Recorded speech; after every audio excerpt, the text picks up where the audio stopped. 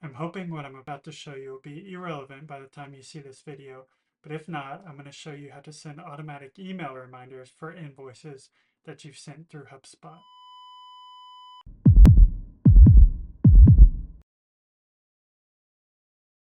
Hi, my name is Ryan Schweihart, founder of Whole Heart Impact, where I help organizations grow leveraging HubSpot and Zapier. In today's Winsight, or Wholehearted Insight, I'm going to show you how to send automatic email reminders for invoices that you've sent through HubSpot. So we'll dive right in, get the automation started, and then we'll break down how to do it using HubSpot workflows here in just a moment.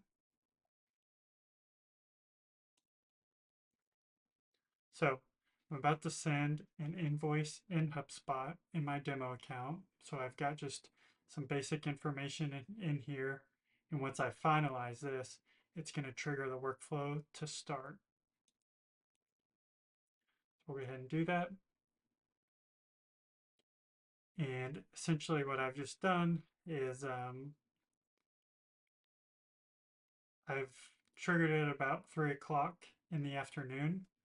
And I'm not going to send the invoice. If I hop back over into, yes, you can see the invoices here. And so the trigger that we're actually using is invoice status is open. So here in just about a minute, we should get an email. But in the meantime, I'm going to break down how it's done. So if I hop over into the HubSpot workflow itself, you'll see that I have an invoice as the enrollment trigger. So basically, you're going to go to automations here on the left, and then workflows. Whenever you get here, you go to create workflow from scratch, and then you're going to scroll down to an invoice-based workflow. I already have it started, so we'll hop over into that one. For the enrollment trigger itself, we are going to use invoice status is any of and open. So I'll hop back over into here, and I have filter, or as far as the trigger, when filter criteria is met, and I've just searched for status, and I'll put in invoice status is any of open. And I'll go ahead and save it.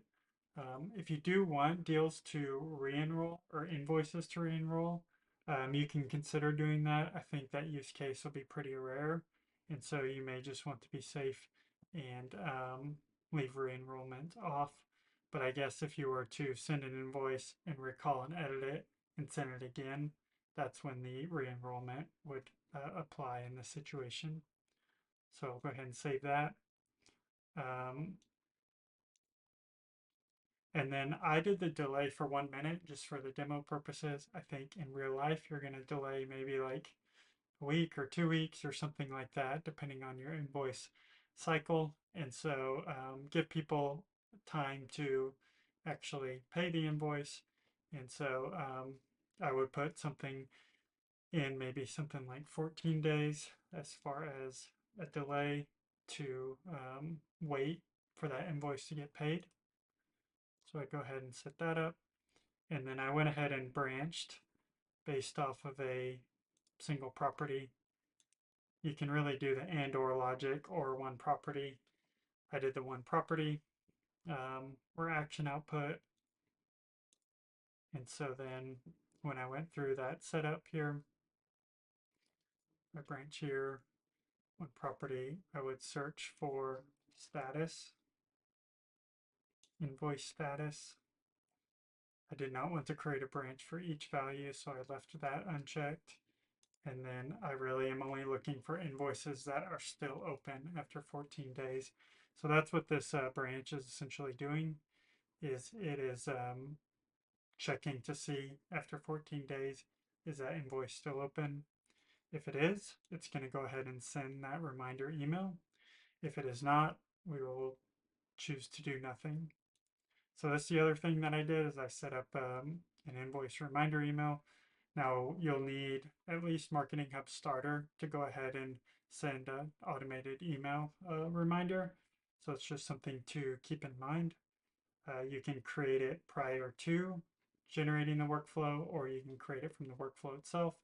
And so if you were to select this drop down here and to create a new email, it would give you the opportunity to go ahead and set up that email. I'll dive over and show you how I went about setting it up.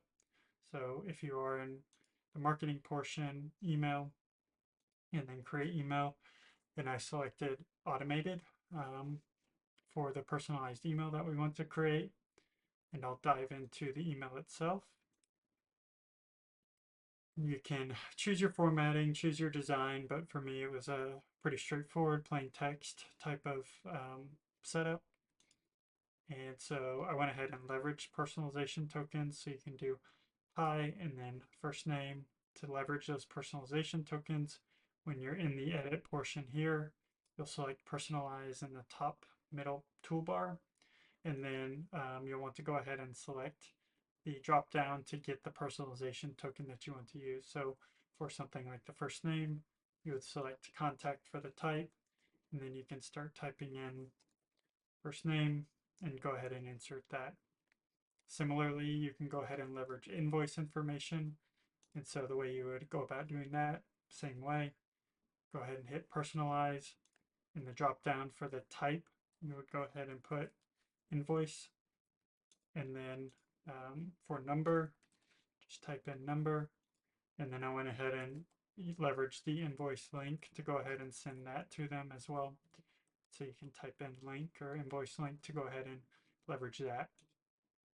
That's pretty much it. Feel free to adjust the formatting or customize it more to your brand or style. And then, yeah, then as far as the settings go, you can select who you want to send it from. You can customize the subject line and also use personalization tokens in the subject line itself. You can edit the preview text. I think that's mainly the things that you would want to be concerned with. And then once you go ahead and publish it, it will be available for use within the workflow. So that's pretty much it. And then there's not really a way to, from my knowledge, at least the way I have it set up here, to call down the, leveraging association labels or anything like that. But by and large, whenever we sent that invoice, I just sent it to, myself in this case. But if you're sending it to one or two people, it's only going to leverage those contacts that are associated within the invoice itself. And so I don't think it should be too big of a deal to where you're sending the reminder to too many people. It's likely just going to go back to the person that you've associated or sent that original invoice to. So just something to keep in mind. But that's what it'll use to obviously send the email and grab the first name for the personalization tokens and that type of thing. So while we were talking, I did see the invoice reminder come across. And so I will go ahead and open it up and bring it over. So what we have here is a little warning message. So it's coming from a, HubSpot send address. So just something to keep in mind as far as potential deliverability issues. But you will need that contact selected as a marketable contact within HubSpot. Just a little nuance. Let me know if you have any questions about marketing contacts, or you can Google it to find out more information. You will have limits associated with your marketing contacts, so just something to keep in mind in order to leverage this workflow. So here it all worked as intended. It replaced my first name. It brought in the invoice number. And if I were to select this here and bring over the invoice itself, you will see that it is the invoice that we just generated a few moments ago. So really that's pretty much it. I'm hoping that this is all, again, obsolete. This should be as HubSpot gets more integrated within commerce capabilities and that type of thing. It seems like they've put a lot of effort in advancing the capabilities that commerce can, their commerce hub can offer people. I expect this to be a very simple default setting that people can adjust and toggle the number of days that they want to use for those invoice reminders. Where I would expect that to be is if you hop into settings and scroll down to objects and come down to invoices. I'm guessing they've kind of built out this settings page already over the past few months. And so I'm guessing that there will be a checkbox that says um, send email reminders, and then you'll have a little input box of how many days you want those reminders to go out. So something to keep in mind. I'll be sure to update this probably just with a comment or something if and when this setting that I suspect will be implemented comes about. Otherwise, I hope that this is somewhat helpful. Getting paid is important, and hopefully this helps with managing outstanding invoices.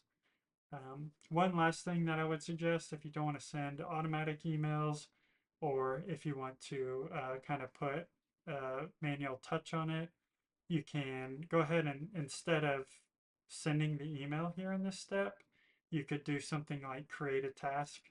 And so maybe you have someone that's managing or in charge of invoices.